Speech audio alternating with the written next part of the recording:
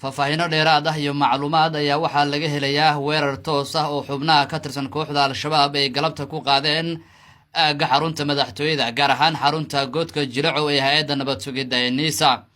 qaraxyo iyo rasaas xoogan ayaa weli laga maqlay aagga godka Jilacow, waxaana soconaya iska horimaad u dhexeeya ciidanka amniga iyo raggii weerarkaasi qaaday.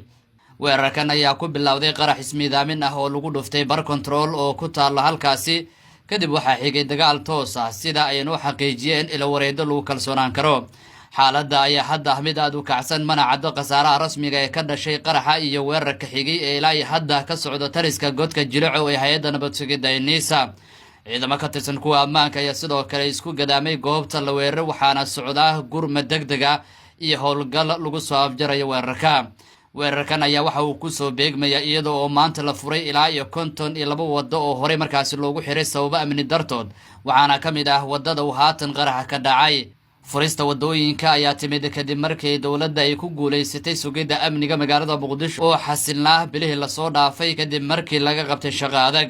ra-iisul wasaaraha xukuumadda Soomaaliya mudane Xamse Cabdi Barre oo ka hadlay munaasabadda lagu furay jidadka ayaa goortii horeysa oo maanta ah sheegay inay hordhac u yihiin jidad kale oo la furi doono maalmaha soo aadan. si kastaba ahaatee, magaalada Muqdisho ayaa bilihii lasoo dhaafay ka caagneed weerarada qaraxyada ah iyo dilalka qorshaysan ee ay soo abaabuli jireen maleeshiyaadka kooxda al-shabaab. wixii warar oo kusoo kordha weerarkaasi wararkeena dambe ayaad ku daawan doontaan.